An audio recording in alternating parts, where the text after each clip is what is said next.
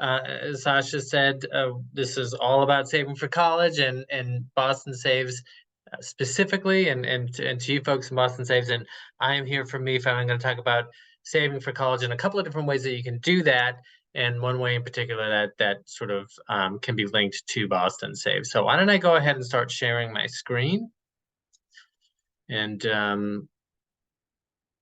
bear with me again for just one moment here while I start my presentation, my Saving for College presentation that we do at MEFA. There's me, slightly younger than I am now, but not too much younger, actually. But I have worked at MEFA for over 20 years, and MEFA, we do all sorts of things. We're lenders. We'll talk about that in a minute. We do guidance and sort of educational outreach, but we have savings programs too. And actually, my favorite thing to do at MEFA is to talk about savings and to talk to savings customers. And the reason is because, I say this all the time and it sounds like a line, but it's really true.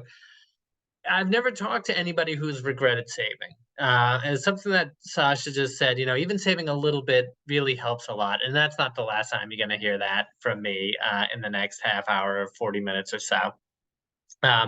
So I really love talking about savings and try to convince people of the importance of savings and saving at an early age. Now, about MEFA, MEFA is a state authority. We're the Massachusetts Educational Financing Authority. We were created in 1982 by the Massachusetts State Legislature. And what we were created to do is to help families to plan, save, and pay for college. And specifically, what we were created to do initially was to offer loans. And so that is something that we still do. But, as you may have noticed, since 1982, the cost of college has continued to rise. So just offering loans is really not going to be enough to meet that mission. So we, as I said, we have a lot of guidance and outreach on best practices, but we also manage savings programs, two savings programs, the U.Fund prepaid tuition program, which we're not going to talk about in much detail tonight, and then the Massachusetts 529 plan, the U.Fund, which is the program that you can link your Boston Saves account to. So what we're going to talk about today is why save. And so Sasha just went through a few reasons that you may want to save. And we'll talk in a little bit more detail about those. And since you're here, I imagine that you already have an idea that savings is important, but it's good to be reinforced. So we're going to do that. We're going to talk about the Massachusetts 529 plan, the U.Fund, in some detail. Talk about strategies for saving. So what are some ways that families have used effectively and ways that I use personally to save for college. I have a 10-year-old I'm saving for, so I have 8 years left. I remember doing this presentation when I had 18 years left, so now it's getting a little bit scarier for me to do this. But yeah, I'm always happy to talk about that. And then finally, how families actually do pay for college or post-secondary education, whatever that may be. So we talk about post-secondary education, that's college and that's career. It's whatever is coming after high school for your student. And, the idea is that every child has to go to college, but whatever a child ends up doing or your child ends up doing when they leave high school, we just want to make sure that they have a good plan in place to do that and they're in a good position to succeed, and savings is a key part of that. But I will also say this, and I say this all the time, I've worked for MEFA for over 20 years. I've talked to thousands of families. The most common question that I get from families is literally, how do people do this? How do people pay for college? How do they pay for whatever comes after high school? And so we'll talk about that. Okay. And by the way, Sasha, feel free to jump in if anything occurs to you, or, you want to. I have the older kid. I have the senior in high school. So we have just applied to all the colleges. I say we, but he applied to all the colleges. And so I'm currently in the how the heck do we pay for it next year mode. And I've learned a couple tricks from MEFA and from reading 1 million documents about how to. So I'll feel free to jump in at some point. Yeah. Exciting news for you too, because the FAFSA, they just released the FAFSA release date today, which is December 31st. So Anyways, that's enough inside talk. So we're going to talk about saving here. So why save? Well, simply put, we're going to talk about some myths that we've heard about saving for college. These are things that we hear over and over again from parents. We're going to talk about why saving is great and why everybody should do it. But there are some things that people have an idea about that keep them from saving, and they really shouldn't. And the first is, my savings will hurt my financial aid. So sometimes, people are afraid to save. And this is a conversation that I've had over dinner before with people that have nothing to do with my job, who, they say, oh, but if I save, they're gonna take financial aid away from me. But it's not really the case. I mean, um, there are two ways to measure or to grant financial aid. One is merit-based aid, and that's scholarships. That has nothing to do with finances at all.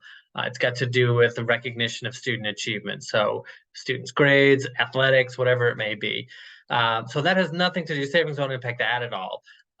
It is true that most financial aid granted in a year, though, is not merit-based aid, but it is need-based aid. So when you're filling out your financial aid forms like Sasha's doing or about to do later on this year, and they're going to ask you for income, and they're going to ask you for assets like what you have saved, and you are going to put your college savings there, etc.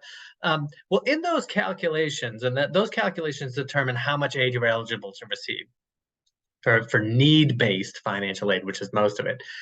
In those calculations, the vast majority of the weight is put on income and not assets.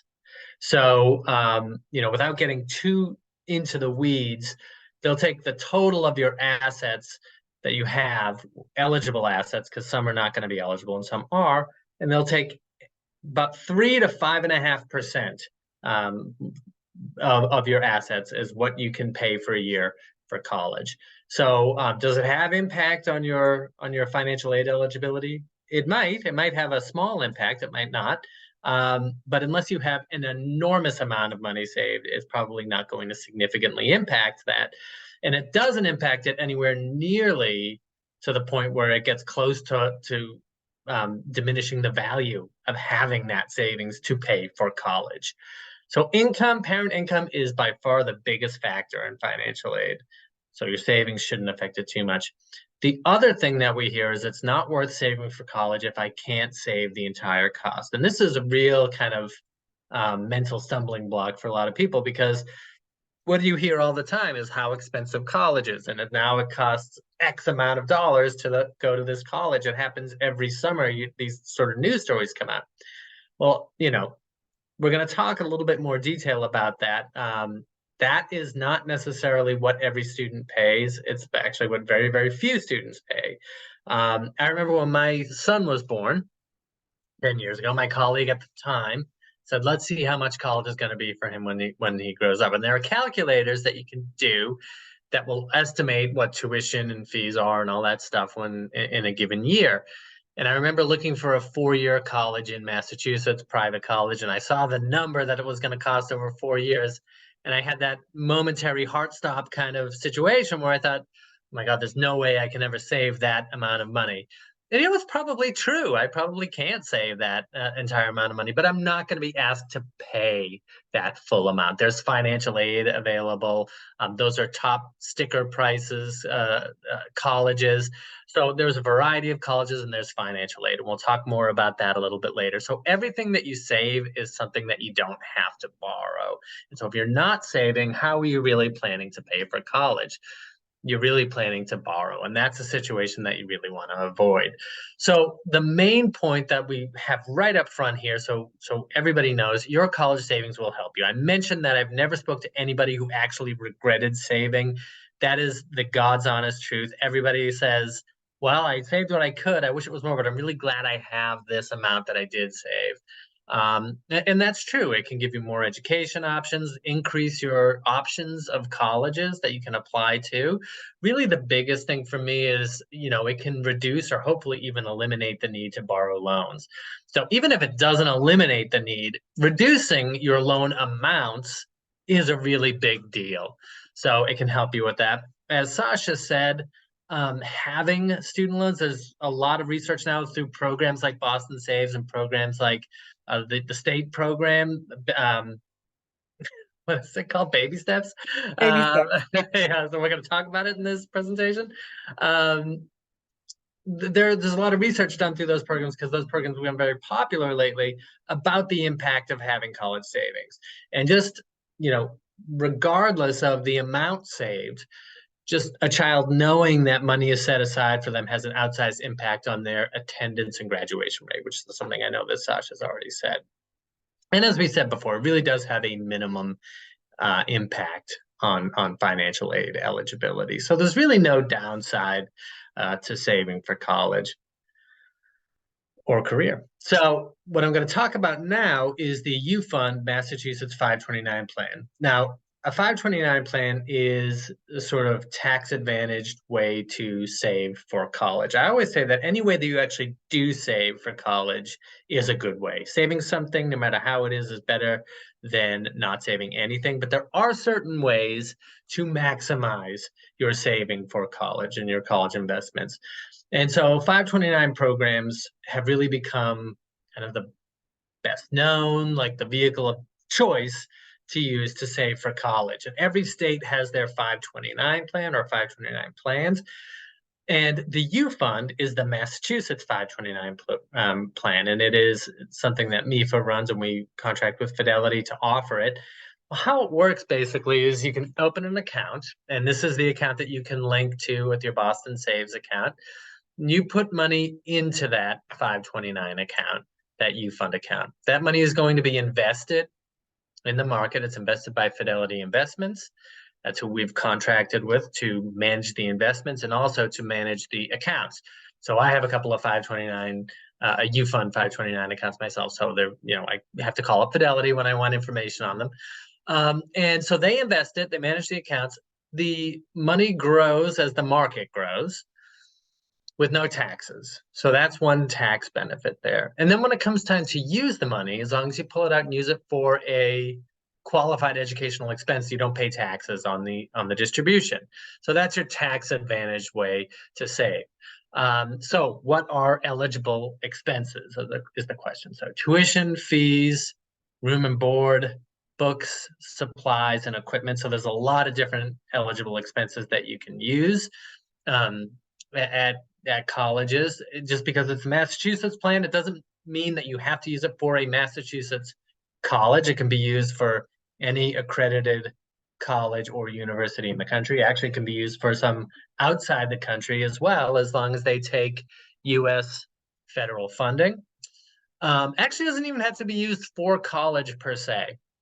So it can be used for vocational training, career training programs, as long as the institutions themselves are set up to take U.S. federal funding. Somebody wants to know, good question, can we roll the plan over to other kids if our child doesn't use all of it? I'm going to get to that, but the spoiler alert, yes, you can. You can do that. So that's a great question. The combined account maximum cannot exceed $500,000. So if that's a problem for you, congratulations. You have a great problem to have. Most people do not have that problem. But what that means is that, if you're putting money in and your account has reached $500,000, you can't put in any more money. Or if I have an account for my son, let's say, and my mother also has an account for him, he's the beneficiary of that account. His two accounts together cannot exceed that $500,000. Again, not usually a problem still that most people have. A better thing to know is that there's no minimum to open an account. And so there used to be a $50 minimum to open an account, but in the spirit of not wanting to prohibit anybody from beginning to save for college and sort of bringing down obstacles, you can open an account with $5 or $10 with nothing. And fund it later. So there's no minimum investment to get started. And another really important thing to know is there's no annual account maintenance fee. So what that means is there's not a fee that you have to pay every year out of pocket to be part of this program. There are fees associated with the U.Fund, just as there are fees associated with every 529 plan. But I can tell you from experience, they take it from the earnings of the account. So it's not something that you're going to see or have to pay out of pocket. I can tell you, I've had my U.Fund for my son for 10 years. I have no idea what the fees have been on them, but it's just to say it's not something that you're going to have to shell out for. So this bullet here brings an important point here, which says multiple investment options. So this is an investment vehicle, and I mentioned Fidelity handles the investments for. So when you're actually going through the application and putting in your name and your child's name and all that stuff, you are going to have to answer like 2 investment questions and choose how you want your funds invested. So we at MEFA, I personally know nothing about investments. I have absolutely no idea, but Fidelity is available for these types of questions. And so, we are to refer everyone to Fidelity if they have questions on investments. Most people are not investment experts or market watchers or anything like that. That's fine. Like I said, I'm not either. I don't know anything about it. But Fidelity is authorized and trained to be able to counsel people. They'll talk to you, get a feeling for, how comfortable you may be with certain types of investments, and kind of go from there. They're available from 7 a.m. to 8 p.m. every day on the phone, unless it's 8 a.m. to 7 p.m. It's one of those. And I always tell the story when I was setting up the first U.Fund that I set up, the one for my nephew. I had a question. I was able to call them at 10 a.m. on a Saturday and get somebody to help me with my question. So they are very available and very helpful. So I'm always happy to be able to say that from personal experience. And if you make a choice that you're not happy with, you can change your investment after the fact too. So nothing is set in stone. So that is essentially how the U.Fund works. So what We have a happens again? question about if Yeah, there's a maximum you can put into the U-Fund every year. yes, there is. That's a good question. Yeah, is there a maximum you can put in every year for married couples? I believe the maximum is $16,000, or you can pre-fund up to 5 years, which is 5 times that amount. But then you're prohibited from putting more in for 5 years. But that is the maximum per year. So thank you. That's a great question. It's been a while since somebody asked that, but yeah. So this goes to the question that we got from somebody in the audience. What happens if my child doesn't go to college, right? Or what happens if you have funds left over? Same answer in a way. You can transfer funds over to another beneficiary within the family if that is an option. So you open one for an older child and they end up not using it or not going or having some left over, you can transfer those funds over to another beneficiary. If a child ends up not going to college, again, you can use them for vocational training programs at eligible institutions, which are institutions that are set up to take funding from the federal government. If you're lucky enough to have funds left over after undergraduate school and your student wants to go to graduate school, you can still use 529 money for graduate school as well. But if you do have to take funds out for ineligible expenses, there's a few more expenses that you can do. That's in a slide coming up. But if one of these things happens and your child is not going to be able to use the funds the way you intended and you have to take the funds out, there are penalties for that. So I don't want to skip that information. However, it is important to know that the penalties are only assessed on the interest or the value that's been added, not what you put in, but the interest accrued on the account. So there's a 10% penalty on the earnings. Earnings is the word I'm looking for. And the earnings will also be taxed at the owner's rate of income. There's 3 exceptions to the 10% penalty, 2 of which are tragic death and disability of the student, but also scholarship. So if a student gets a scholarship and you have to take funds out and you can't use them the way that you intended because of that scholarship, then you're not assessed that 10% penalty on the scholarship amount. However, even with those three circumstances, if you have to take funds out and use them for ineligible expenses, that the earnings will be still taxed at the owner's rate of income. So you do lose that tax break for that. So I mentioned there are some other eligible expenses. There's been expansion in recent years of 529s, and that's kind of been the way of it. There's ever since the programs were created in the 90s, there have been a few changes to them, and they've always kind of been towards the direction of greater utility and expanded uses. So now up to $10,000 annually can be used for textbooks, fees, and equipment for apprenticeships. Up to $10,000 annually can be used for K through 12 tuition. And then up to $10,000 in a one-time disbursement for student loan repayment. These things are all now considered eligible expenses for 529s.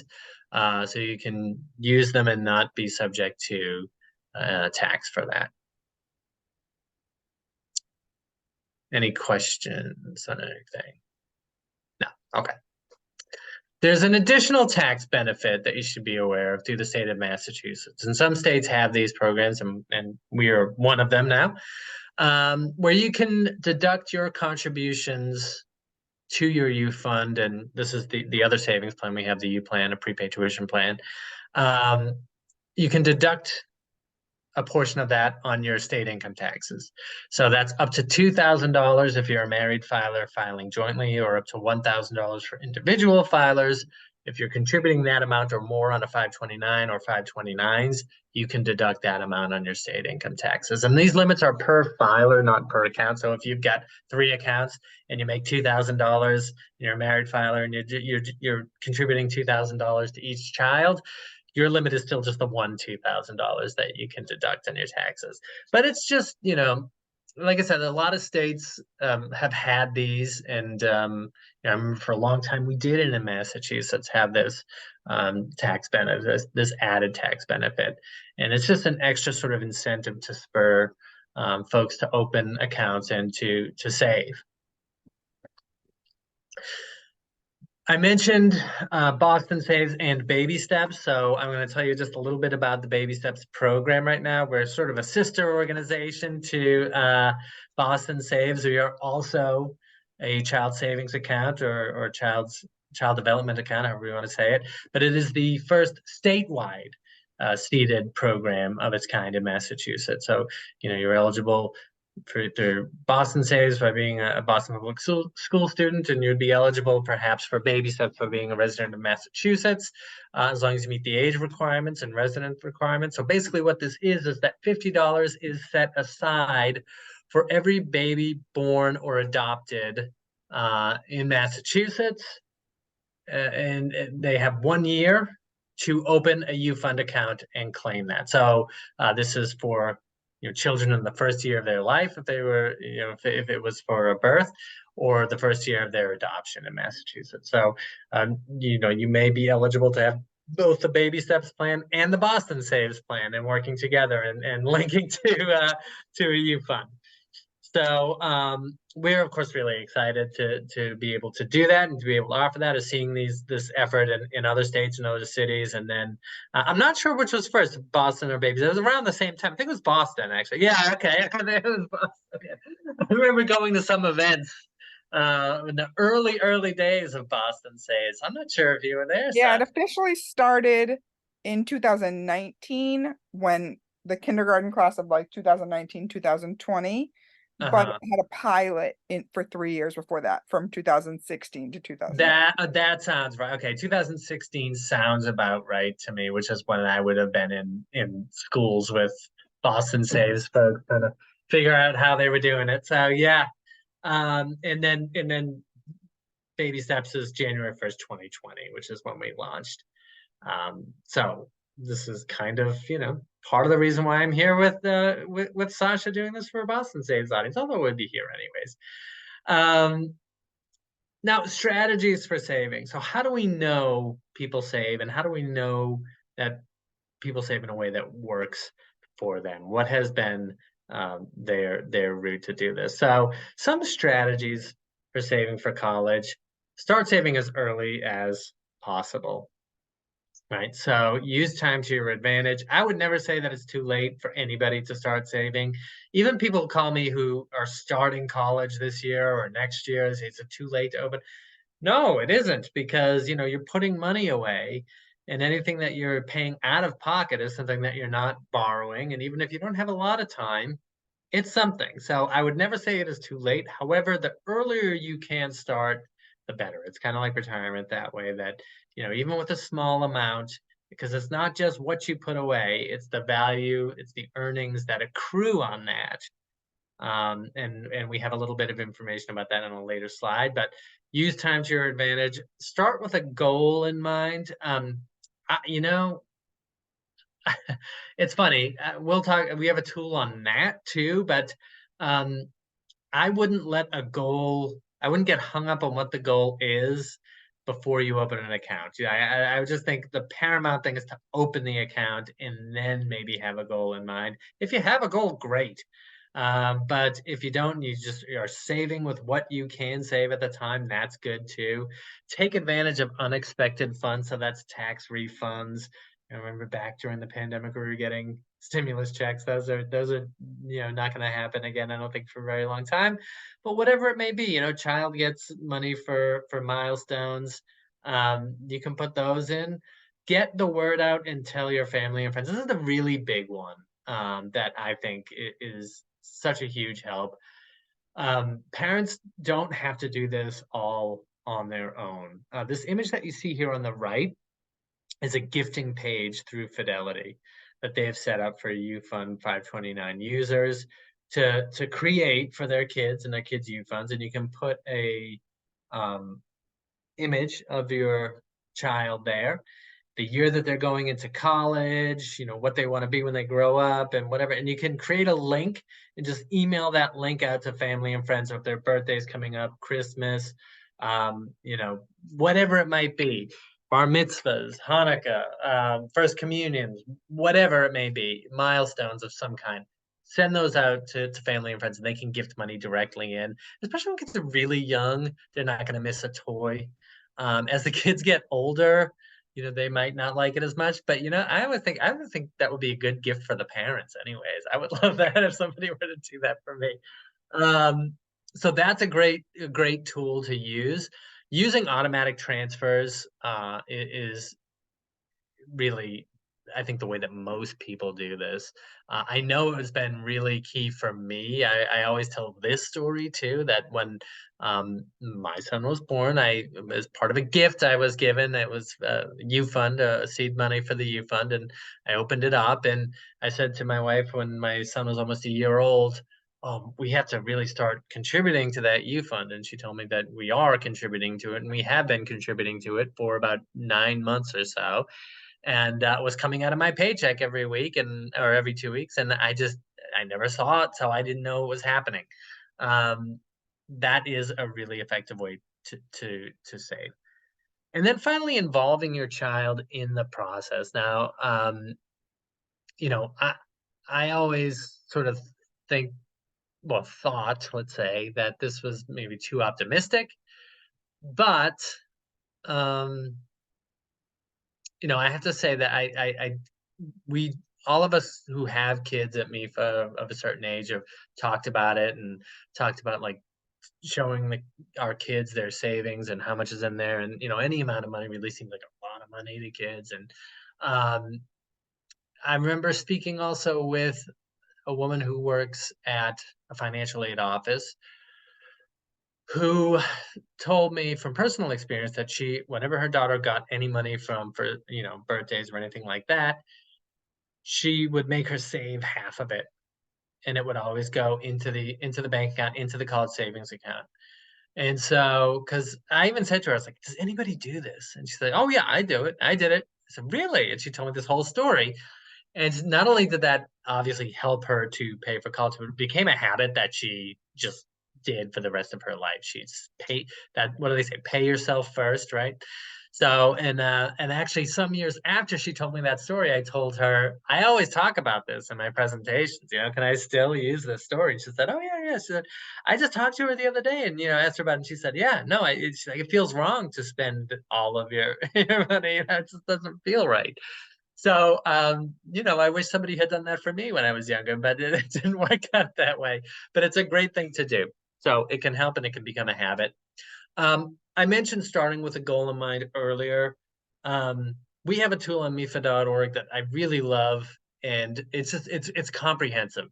So it can be a little like, oh no, I need to do all this, but it's really, really great. Now let me tell you what it is, and why I love it so much. So I would get calls from parents, usually of newborn kids who were really young kids who were just born, parents all full of optimism and they ready to go. And they said, I want to make sure that by the time my child gets to college, I have enough to pay for college. So how much do I need to put away every month to do that between now and the time she's 18 or, whatever it might be? And that's a really hard question to answer, right? Because there's just so much you don't know yet.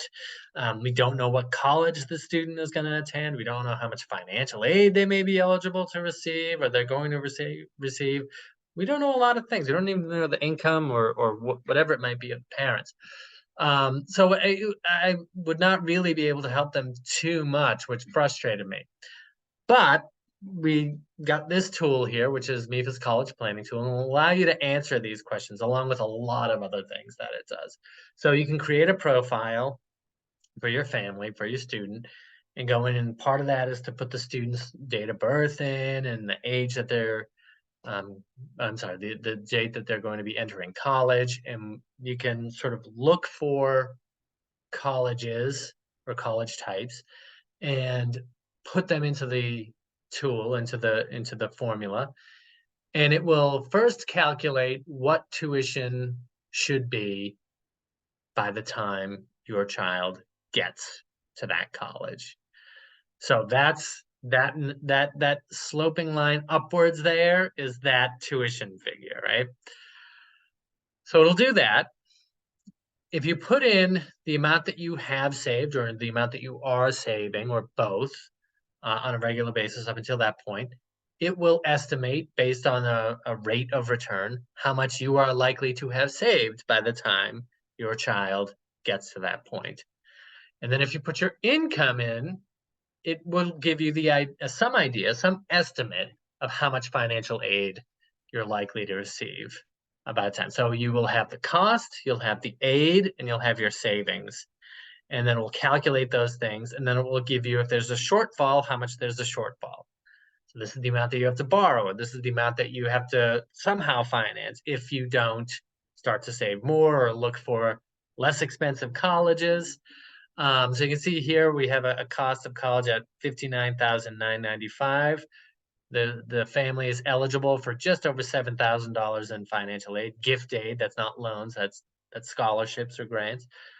And they're likely to have about $32,000 saved, which means their shortfall is about $21,000. So they know based on this amount that they have to start looking for scholarships. They have to start perhaps saving more. They need to expand their search to maybe include some less expensive colleges. They can receive guidance on meeting their shortfall here. They can apply for scholarships and search scholarships, I believe, through the tool as well. There's also an EFC calculator or SAI calculator as it is now.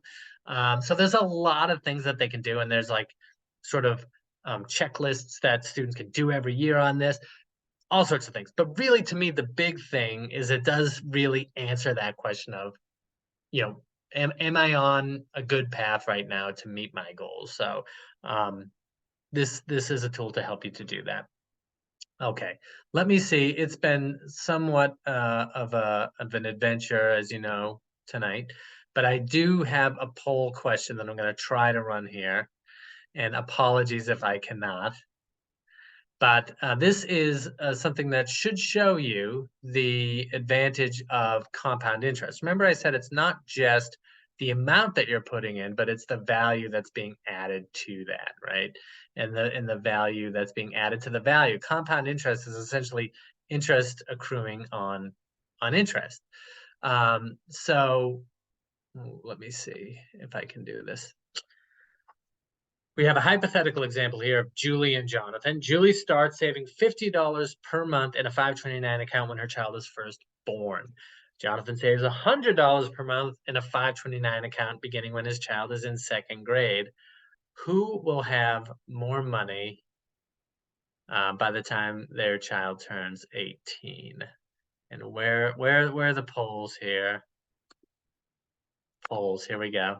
Yep, let's launch that question. So put in your guesses here and we'll see what we got. Who's going to have more money, Julie or Jonathan?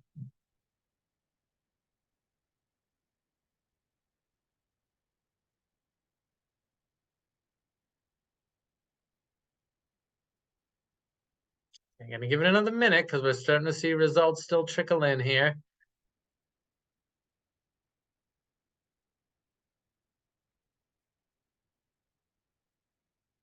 All right. Okay. I think that's good. So most of you saw where I was going with this, but I'm glad that not everybody did because 5 of you said Julie, 2 of you said me. It's going to be Julie. And so they're close, but she's going to have 21,536. I'm going to have 19,798. These are estimates, of course, based on a 7% rate of return, which is something that Fidelity does for us again, and they've told us that this is a good estimate.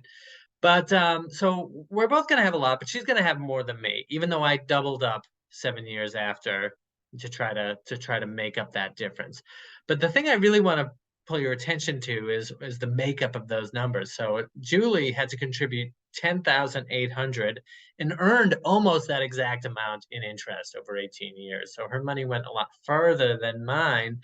I put in 13,200 of my own money and earned about $6,600 in interest. So, you know, the earlier you start, the more your money has a chance to grow. And that really is the message. No matter how much you put in, you know, it's always good to start early. Even though, you know, if you think about it, I didn't do too bad either. So that's the importance of saving early and the importance of compound interest, interest upon interest, which is what 529 plans use. So we're going to finish up by talking about how families actually do pay for post-secondary education. And so I mentioned those news stories earlier and the idea that people have, especially in this part of the country, that college is so expensive, $60,000, $70,000, $80,000 a year, you know, because this is the information that we get. And, you know, sometimes that's the case. Sometimes I don't want to say that that's not true. I mean, it can be very expensive. We live in an area of the country with a lot of private colleges, and things just tend to be more expensive here to begin with. And that extends, of course, to higher ed. So what you have here, the first thing I want to give you a little bit more information on that's going to complicate that picture for you and tell you it's not quite as simple as that in a good way. And so what I have for you here is information from the College Board. The College Board is the organization that runs the SAT and the AP programs. And so they do a publication every year called Trends in Student Pricing, and this is from 2022. And it's basically that. It's what colleges cost throughout the country, and they're by type, right? So these are national averages of the cost. And when we say cost, we're talking about tuition, fees, housing, food, books, supplies, transfer, everything. It's called the cost of attendance, not just tuition, but everything all together. And so the first type of school that we're going to be looking at are the four-year private colleges. Now, again, there are a lot of these in this area, and these are, you know, those highest sticker price colleges. So when you hear 80,000, 70,000, whatever it may be, these are four-year private colleges. Think your Harvard, your Boston University, Boston College, Emerson College, Amherst College, you know, all sorts of four-year privates in the Massachusetts area. Nationally speaking, for 1 year at a 4-year private college, the national average is $67,670 per year. Again, we're in Massachusetts, we're in New England. Our numbers are higher, our averages are higher than that. But that is, once again, everything included here: tuition fees, housing, food, books, supplies, transportation. So the next type of school that I want to look at are the 4-year public colleges, which have lower costs, especially if you go to a public college in the state that you live in. So think about things like UMass or Bridgewater State University or Framingham State University, any of the state university colleges in the system.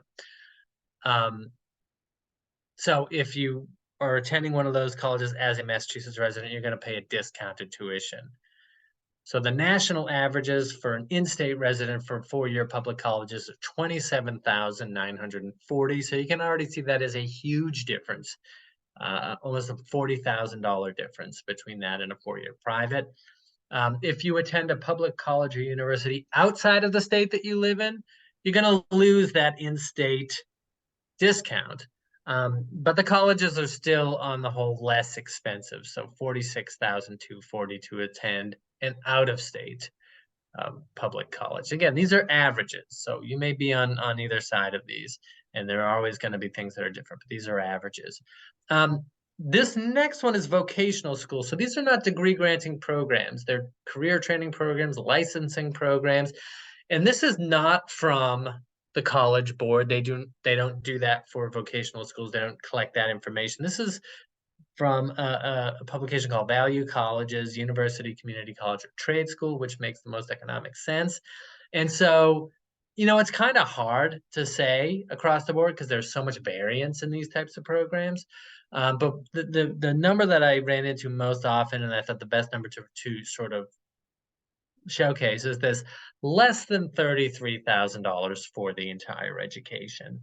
And so, $33,000 may seem high or higher than you might think, but again, it's for the entire education, where these other colleges are per year. So this is definitely lower than either of the 4-year options that we've highlighted already. And then finally, almost always the least expensive, the most affordable options, the 2-year public community colleges. And those have rates of about, no, averages of about just under $10,000 per year. This does not include food and housing. There are some community colleges that offer those, but there aren't any in Massachusetts. And it's the reason I left it off. I thought, if people got the idea that 2-year community colleges cost $18,000 a year, they'd be shocked. And it just wasn't what I was seeing. So I feel like this is a more accurate number. Every community college in Massachusetts is a commuter school, so one that you just, you go to classes there. And we're more in line with the national average here for the public colleges than the private colleges, and certainly the community colleges. And So there's tuition-free community college in that is true Boston. in Boston, yes, isn't there? You want to talk about that for a second, or? Yeah, so there's a program called the Tuition-Free Community College Program where you can go to a community college in Boston for free. You have to be a Boston resident. There used to be some other things in place where there was income, there was age, there was how recently you had graduated from high school. Most of those have been stripped away. It isn't There is a limit on how many people can get it, I think, because it does have Yep. like a maximum number, a maximum amount that they can spend every year. So at some point the application closes, but it's a pretty great program, and you can just type in tuition-free community college and look it up. There's also a really amazing program in Massachusetts where you can go to a community college for 2 years and it'll lock in the rate that you're paying at the community college, and you can go to any of the state universities, so Bridgewater, Framingham, Westfield, Salem, not the UMasses, but the state universities, and it'll take every single one of your credits, so you automatically go in as a junior, and you have to have a certain GPA, but I believe you still pay the price that you paid at the community college. if it Yeah, that still works the way it used to. My sister did this for Bunker Hill and Framingham State, and then she graduated as their valedictorian. oh Um, really? Oh, that's awesome. and she became a Fulbright scholar and got graduate school for free. So it's definitely an economical way to complete all 4 years of school and get a 4 year degree. Thank you so much for mentioning that. Yeah, that program is called Mass Transfer, that second program that you were referring to. And if anybody's curious, it's something you should go to look up Mass Transfer, and it's a tiered program. So there's different levels of it. But it's something that we highlight in our financial aid presentations. But if anybody's interested, yes, definitely do that. It's something that we should always be talking about it, I feel like. So thank you for bringing that up.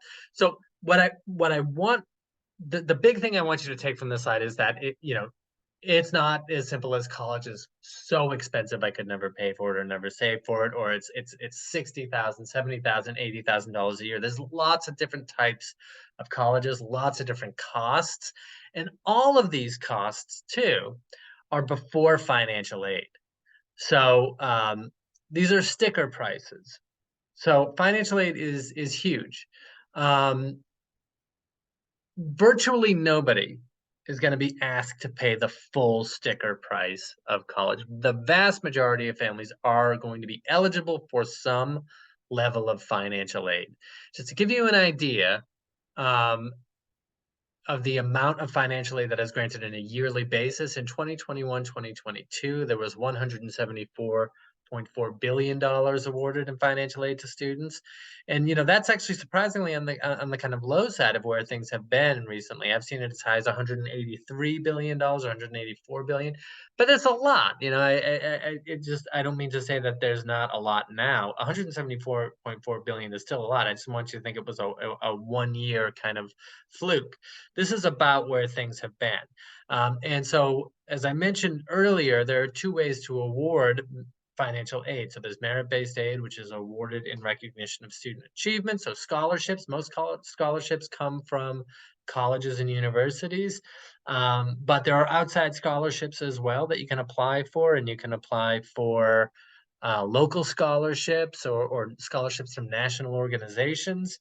Most financial aid, as I said, is need-based, and you're going to qualify for that based on your financial aid forms that you're filing and what they show and what the college and the governments grant you. But there's a lot of financial aid available, and that's not something that a lot of people understand as well as the fact that college can be really expensive. So, when you see these amounts, just know that that's in all likelihood not what you are going to pay, and hopefully not close to what you're going to pay. And so, how families actually do pay for college or post-secondary education, they're hopefully eligible for a good amount of financial aid to begin with. Once they are, once they accept their financial aid offer and they have a balance due, there's really only three ways that they can pay, and that's past income, present income, and future income. So the idea is you want to maximize your past income and present income before you get to borrowing and before you get to your future income. So your past income, of course, is your savings, anything you've saved or any asset that you may be able to leverage to pay for college. Present income is the income that you're earning when your student is a student at college. Now, I don't know if I know anybody, and if I do, I don't know many people who can afford to pay for a semester or a year of college with what they have remaining from their paycheck after they got finished paying for everything else. But it is worth it to pay what you can, even if you can't pay the full amount. Most colleges offer an interest-free an interest-free payment plan. And so how these work is you sign up for a small fee and you figure out an amount that you can afford to pay every month. And then whatever that is, you sign up on a payment plan. It could be a 6-month payment plan, an 8-month payment plan, a 10-month payment plan, whatever. And you make that payment every month, and every dollar of that goes against tuition. So it's, if you can pay $200 a month over 10 months, that's $2,000. It's $2,000 that you're not borrowing, you're not paying interest on, because once you exhaust financial aid, past income, and present income, the only thing left is future income, meaning loans. And so, the fact is that many, if not most, families are going to borrow something to get through 4 years of college or 2 years of college, or however many years of college it may be. That's not necessarily a problem. The problem is, of course, when people borrow more than they can comfortably pay back. And so I do want to say this about loans really quickly, because a lot of people, understandably, have the idea, and it's a mistaken one, that students can just borrow whatever it is that they may need in their own name, as long as they promise to pay it back after they graduate, and that's why we have students with all this student loan debt. But it's not actually the case. Most students um, are only able to borrow federal loans in their own name, and they should borrow those loans if you're going to be borrowing anything, because they are the best loans for students to take. But they can only borrow a certain amount per year. And those loans are part of the financial aid package already. So if you've got a balance after that, any other loan that you may get to pay is going to need to be credit approved. And most students do not have credit to be approved. So they need a co-applicant to be approved, to apply with them. And most often that's the parent. It doesn't always have to be, but it often is. And so if you're a co-applicant on the loan, I've talked to many parents over the years who said, I know I'm a co-applicant, but it's not really my loan. It's really his loan. It's really her loan. But if you're a co-applicant, you're equally responsible with that student. So that monthly payment amount, it will be important to you if you think you're going to be, applying for a loan with your student. So you're going to want to make sure that you're not borrowing more than you can afford to pay back, or afford to pay back comfortably. So that's where having some savings to offset some of that balance is due. So next steps, you can start saving if you have not started to save. If you have started to save, continue saving. Maybe get the word out to family and friends. Maybe see if you can kick a little bit more into the account than you have been. I need to do that myself personally. I'll be honest about that. Talk to your child about college. I'm just starting to try to talk to my son about it. He doesn't want to go because he thinks it's just more school. But I said, no, it's not really like school. It's better than school. But it's important that kids have a good attitude about education, and about what they want to be when they grow up, and what they want to do, and how much school that may take. And then also, that they don't want to choose a school for a superficial reason, or for the wrong reason. And costs can be a part of that. And so it's not that they have to go to this school or that school because it's the best school, or it's the most expensive school, or what have you. That's what I mean when I say a good attitude about education. You can definitely use our online tools that I highlighted some of them tonight, to talk about college costs. We have more webinars and more sort of content on MEFA.org that hopefully you'll take a look at. You can join our email community, sign up. We'll get you 1 or 2 a month with information that'll be important to you based on the age of your child or children. And just know that MEFA is a resource for you. We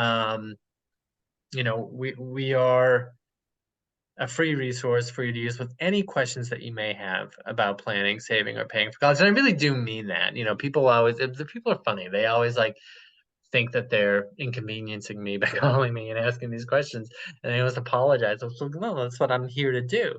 But if you want to follow us on our social media channels, there we go. I gotta switch this one out for the updated tweet logo there, but all of our information is still accurate.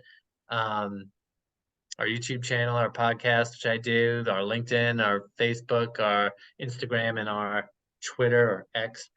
If you have any questions, I actually see a question right here.